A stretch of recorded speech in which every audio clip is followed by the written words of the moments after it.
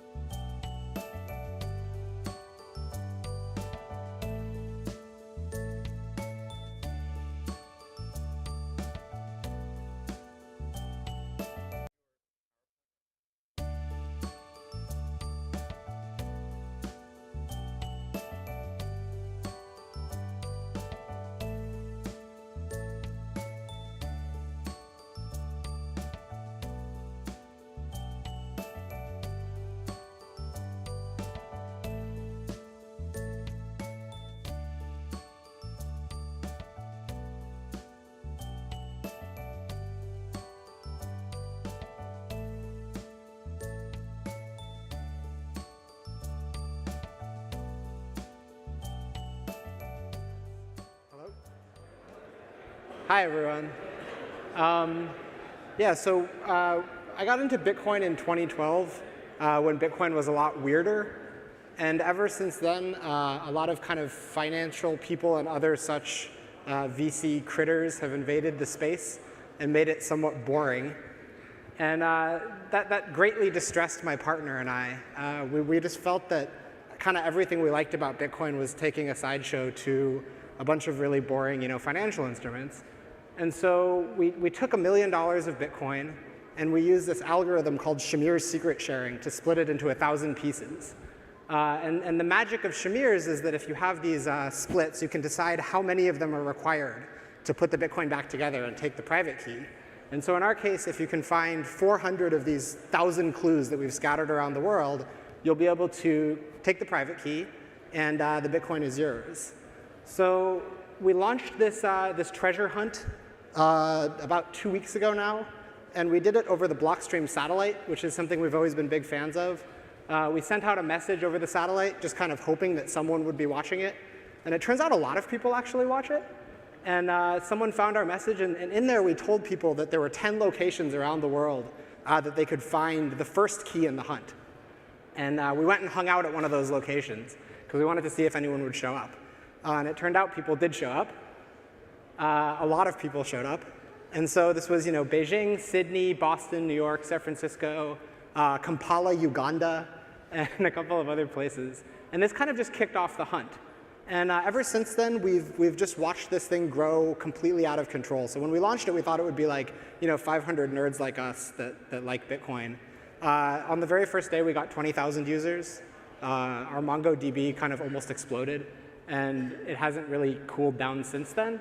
The thing that we're really excited about is people are forming these clans to go hunt for the keys.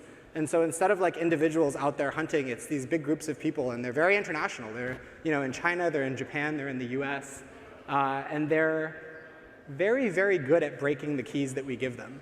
So when I was about a week into this, I received a call from a friend who works at a quant fund in New York, and he opened the call with, "You're screwed." I said, "Well, what's wrong?" And he says, "Well, you're one of my smarter friends, but the best quant and the second best quant at our fund just formed a clan to play your game. So there's pretty much nothing you can do now. They're just going to win." And we've noticed that there's a lot of people like that are playing, and it's been a huge challenge, really, for us to come up with clues that are hard enough that people won't just solve them. I guess what we're trying to do with this game, and something that I think is going to be really cool about Bitcoin over the next couple of years, is that this game could not possibly exist without a programmable money. If you tried to do this with fiat, I mean, first of all, there's no programmatic way to split fiat into pieces. So you just have to completely trust us. And then we would somehow have to figure out how to send money to people in 50 different countries. There's no way to have any sort of assurance that anything is actually real. There's no way to have assurances that other people on teams actually have clues. And so I think we're going to see a lot of things where it's like, this isn't a Bitcoin game. And as investors, when we look at these things that are supposedly crypto games, we find them almost borderline insulting, where they're not good games. they're not really good uses of crypto, and they don't make much sense. And I think something that we're finally seeing now that Bitcoin's been around in the world for 10 years is that people are sort of getting creative with it. And I kind of can't wait for this next generation of exciting, weird stuff to come out of Bitcoin. So you can go here if you want to start hunting, and you can get your first clues. We release the clues every so often. We used to do them every Sunday, but our hunters decided that was too slow. And so now we're kind of doing them bi-weekly. And then if you happen to be here, you have access to a sort of weird mini game that we've done, which is we all have business cards for this hunt. And I have one left, so whoever gets to me first, I guess, gets it. But one of my teammates is here. Her name is Jess Wong.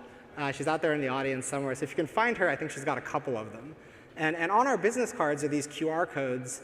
And what's kind of cool about Shamir's is that you can use Shamir's to split a Bitcoin private key into 1,000 pieces. But you can then take one of those pieces and further split it. And that's what we've done. So one of the keys for our game is now split across the business cards for our team. And if you can find them, and there's some members of our team that are not public, but I think those of you that are sleuths out there can probably figure them out. And if you can find all of them, you'll have access to a fairly unique key and a pretty big head start in the game. Anyway, I hope you guys will play it. I hope you guys will enjoy it. We're going to be doing this for probably the next year or so, and we have a lot of interesting things planned. Thanks a lot.